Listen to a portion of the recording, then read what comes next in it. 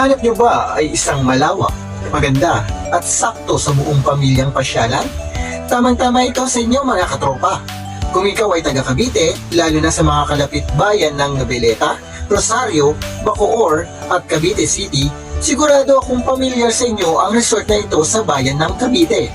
Sakto ito para sa inyong buong pamilya dahil sa mga naglalakihang pool, playground para sa inyong makukulit na mga chikiting, naglalakihang rooms na pwede kayong magstay overnight, mga cottages na libre ang mga upuan, at madami pang iba. Kaya, tara na, samahan ninyo akong pasyalan ang sikat na resort na ito.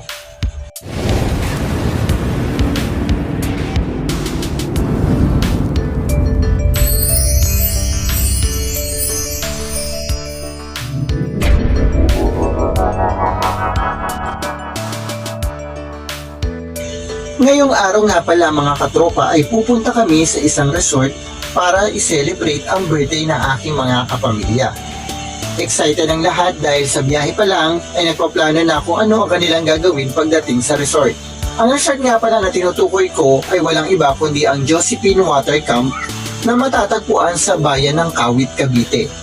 Kung hindi nyo na itatanong mga katropa, siya lang naman ay nag-ooperate sa loob ng halos 60 taon. Imagine, 60 years. Panahon pa yata ito mga katropa ng inyong mga lolo at lola.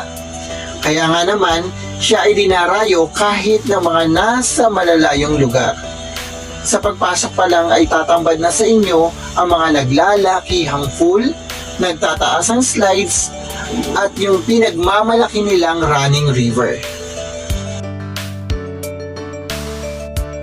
Sa mga oras na ito ay niyaya ako ng aking munting prinsesa na pumunta sa playground.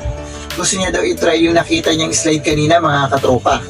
Siyempre, isang sabi lang na aking prinsesa ay agad pumunta kami upang subukan niya iyon. At ayan na nga mga katropa, hindi naman masyadong halata sa kanya no, na super excited siya. Kaya dali-dali niya sinubukan kahit medyo hirap na siya sa pag-akyat. Pero anyway, super happy naman siya na nagpa-slide. Kitang-kita yung galak sa kanyang mukha, di ba mga tropa? Pagkatapos, habang naliligo ang mga bata sa pool, tanaw ko dito sa aking kinaroroonan yung sinasabi ko kaninang running river. Makikita niyong super nag-enjoy ang mga tao kahit ilang beses na silang paikot-ikot sa lugar na ito. Siyempre, super excited na rin ang person pero gusto ko sana subukan, naisip ko lang na mas masaya kung kasama ko silang lahat. Kaya habang hinihintay sila matapos maligo, sightseeing muna ang person. Ito nga pala mga katropa yung pool kung saan naliligo yung mga anak ko habang hinihintay ko sila kanina. Dito, tiyak na mag-i-enjoy ang mga kids dahil sa mga naglalakasang tubig na bumabagsak na parang falls at meron din silang slide sa gitna ng pool. Meron din dito mga mushroom na pwedeng pagpahingahan upang iwasan yung init ng araw. Ito guys, ito yung pinakagusto kong part, yung instant massager. Duruin mo mga katropa, sa sobrang lakas ng tubig na binubuga mula sa taas, sobrang sarap kapag tumatama sa katawan mo na parang instant minamasahe ka.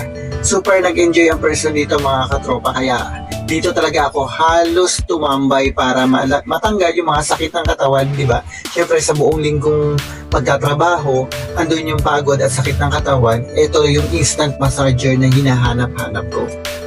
Samahan nyo naman ako mga katropa na puntahan yung katapat lamang nito na pool kung saan naroroon yung mga nagtataas ng slides.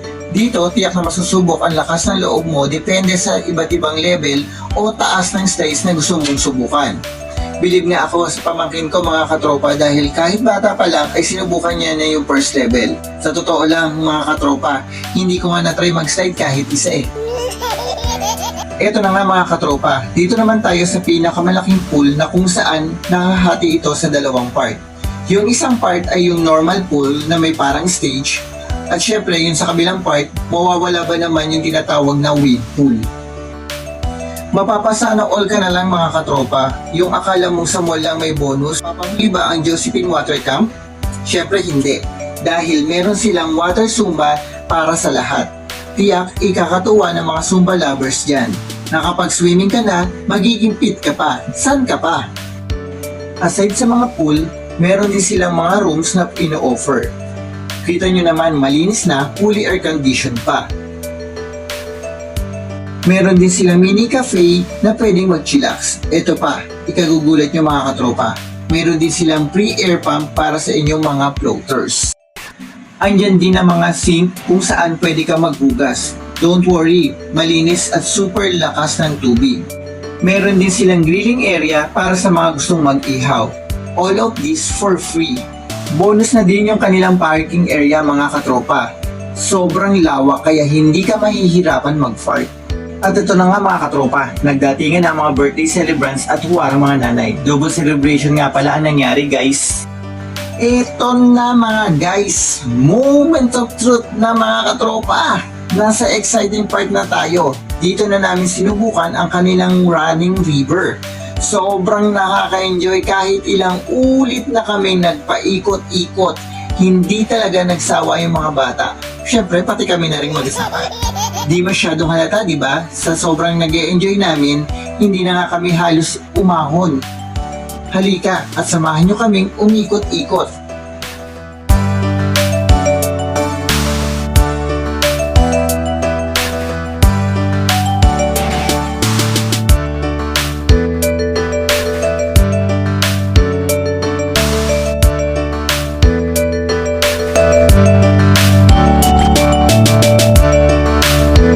Sa part na ito, makikita niyong kasama ko na ang aking buong pamilya sa pag-iikot sa Running River.